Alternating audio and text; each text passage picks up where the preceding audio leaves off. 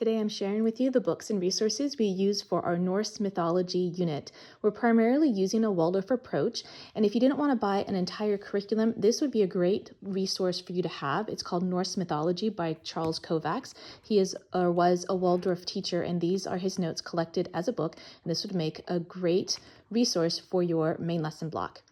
If you want to do something on your own, you might choose the Children of Odin or any of the other mythologies available for the Norse mythology. This makes the foundation for the main lesson block, and then later you can introduce other resources and histories and culture and things like that.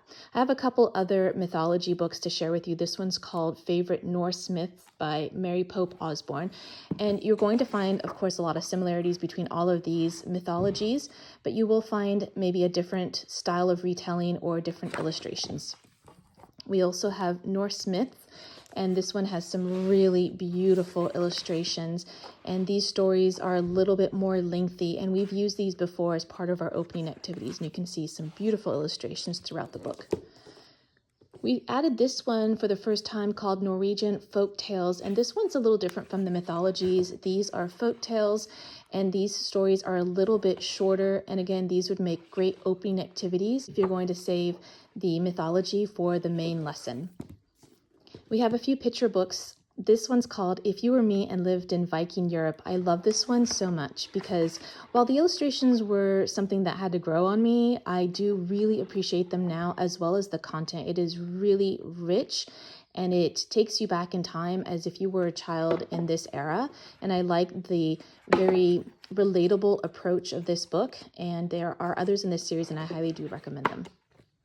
You wouldn't want to be a Viking Explorer. This is another really whimsical series. We've enjoyed them a lot in our history units and science units, and it's another great addition for this unit. The Story of Rolf, a Viking Adventure by Alan French. This is the historical fiction that we added for this unit. This was a read aloud that I read with all of my children. It's been a long time since we read it, and I think that it was a little bit slow to get going, but it ended up being a really great addition.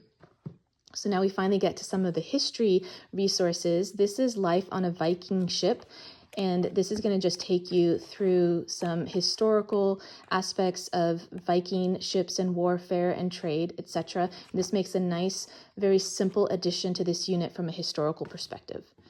The Vikings, this is another great book that's really simple in its approach, and it has some really lovely illustrations, and I like it because it's about, say, middle elementary, so it's not going to be too heavy, and again, it makes a nice addition for this unit for this age group. And the last book I have is At Sea on a Viking Ship, and what's really neat about this book is that it includes a lot of math, and so if you wanted to figure out some ways to include other subject areas into your history unit, this would be a great resource for you. Even though there aren't too many math problems, you certainly could have this as inspiration and include other math problems based on this book.